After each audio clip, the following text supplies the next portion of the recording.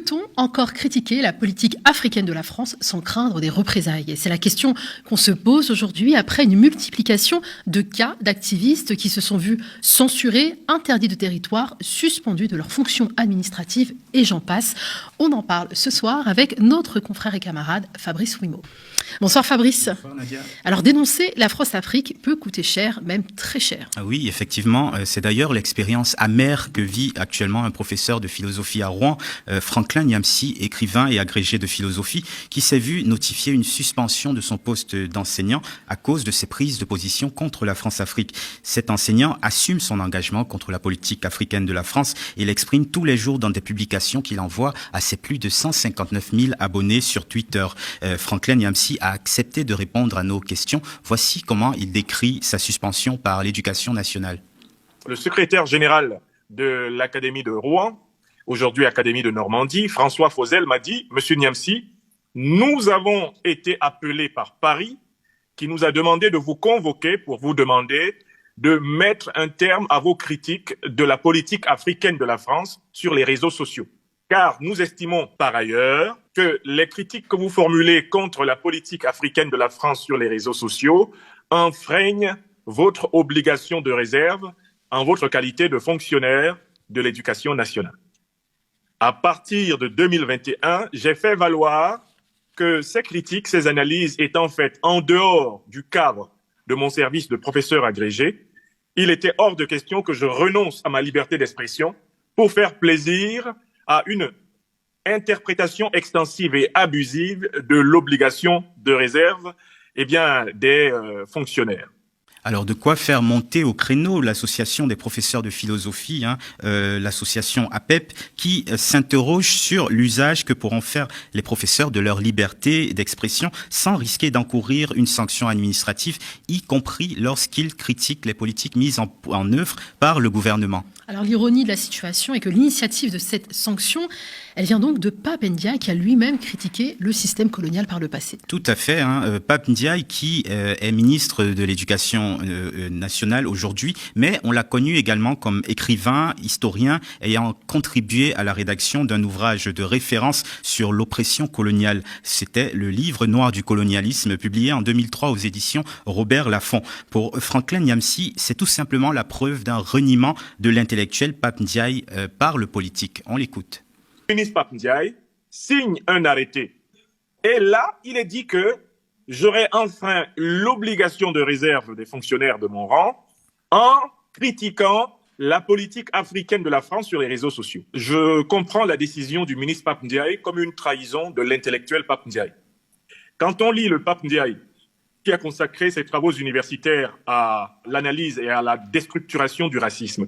Le Pape Ndiaye qui a participé au mouvement décolonialiste en France. Quand on a le Pape Ndiaye intellectuel et qu'on le confronte au Pape Ndiaye devenu ministre, on voit très bien que le ministre a renié l'intellectuel et que la carrière du ministre a été privilégiée par rapport à la sincérité, à l'honnêteté, à la continuité qui s'impose quand on est un intellectuel engagé dans un travail scientifique sérieux. Alors voilà, dans le pays revendiqué des droits humains et de la liberté d'expression, on en viendrait presque à s'étonner que le pouvoir use de censure contre des engagements anticolonialistes des intellectuels. On s'étonnerait, oui, si Franklin Nyamsi était le premier. Mais l'histoire des rapports entre la France et l'Afrique est jalonnée de nombreux épisodes de censure.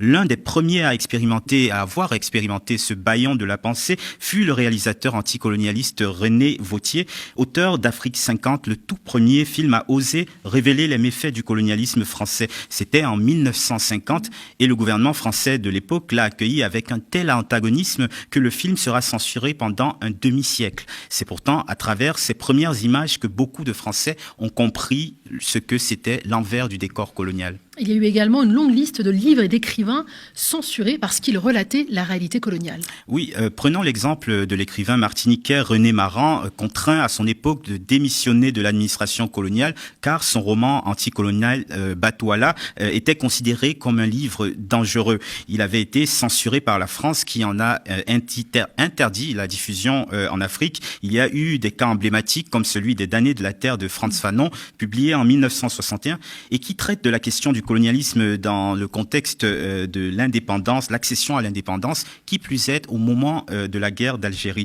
L'œuvre a été interdite dès sa diffusion pour motif d'atteinte à la sécurité intérieure de l'État. On peut aussi citer l'écrivain camerounais Mongo Betty, dont le pamphlet Main basse sur le Cameroun, autopsie d'une décolonisation, paru en 1972, a été interdit en France pendant 4 ans. Aujourd'hui, les crimes de guerre de la guerre de décolonisation du Cameroun décrits dans l'œuvre de Mongo Betty sont documentés par les historiens, et Emmanuel Macron lui-même a autorisé l'année dernière l'ouverture des archives sur cette page sombre de la colonisation française. Alors vu comme cela, on pourrait se dire qu'Emmanuel Macron est plutôt favorable à la critique de la France-Afrique, non? Oui, alors dans les intentions et les discours, c'est ce qu'il laisse paraître en tout cas, mais on a vu que dans des cas plus récents, la critique de la politique africaine entraîne tout de suite un retour de bâton. L'année dernière, par exemple, l'activiste suisseau-camerounaise Nathalie Yamb en a fait les frais, elle qui, à l'image de Franklin Nyamsi, se montre très virulente contre la France-Afrique sur les réseaux sociaux, et cela avec une audience de 293 000 abonnés sur Twitter. Elle a été tout simplement interdite d'entrée et de séjour en France. Nathalie Yamb, donc, qui est interdite d'entrée et de séjour. Pourtant, le chef de l'État n'arrête pas de marteler que cette page est une page tournée, une page d'histoire qui est tournée. C'était notamment le cas lors de son déplacement au Gabon le 2 mars dernier. On l'écoute. Et cet âge de la France-Afrique est bien révolu. Mais j'ai parfois le sentiment que les mentalités n'évoluent pas au même rythme que nous.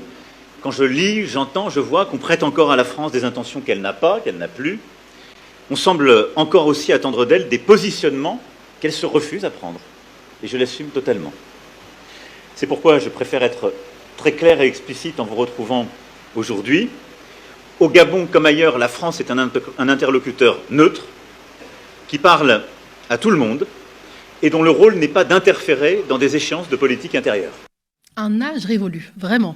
On aimerait bien y croire, mais dans les actes, personne n'a oublié sa proximité avec les dictatures du continent et des épisodes comme son déplacement en 2021 au Tchad pour aller adouber le fils Déby dans un coup d'état militaire et constitutionnel. De fait, Emmanuel Macron est cohérent avec lui-même, pratiquant son fameux « en même temps » jusque dans sa politique et dans sa stratégie de coopération avec les pays africains, capable de soutenir une dictature dans tel pays qui lui est favorable et de vilipender une autre dictature dans un autre qui lui tient tête. Pas étonnant donc pour Franklin Nyamsi que le président français voit d'un mauvais œil les critiques envers sa politique africaine. Franklin Nyamsi, qu'on écoute à nouveau. J'ai publié des milliers de conférences. Je suis citoyen français depuis 2002. Je vis en France depuis l'an 2000. J'ai été donc citoyen français sous les présidents Chirac, ensuite Sarkozy, ensuite Hollande. Je publiais des livres dénonçant la politique de la France-Afrique, des articles. Je donnais des conférences à travers le monde défendant les mêmes thèmes pour lesquels, à partir de 2021, le président Macron a décidé de m'inscrire dans une liste rouge. Le président Macron a décidé de mener une guerre informationnelle contre la pensée décolonialiste, contre la pensée anticolonialiste, contre la pensée panafricaniste. Il l'a explicitement formulé comme une mission pour ses ambassadeurs. Quand on a un dispositif mental, un dispositif psychologique, on va dire individualiste et même solipsiste, comme l'est celui de M. Macron, on ne peut qu'entrer en résonance avec les pires dictateurs africains, qui ont ceci de particulier qu'ils sont eux aussi coupés de leur peuple, coupés des aspirations réelles de leur peuple, incapables d'incarner les attentes en termes économiques, en termes politiques, en termes culturels et même spirituels de leur peuple. Voilà, la parole des militants, des activistes anticoloniaux, qualifiés de discordantes, parfois même de complotistes, n'est donc pas encore pleinement libre, et il faudra certainement quelques années encore pour que leur combat soit pleinement et totalement accepté au sommet de l'État. Et parfois qualifiés d'indigénistes. Merci beaucoup, Fabrice.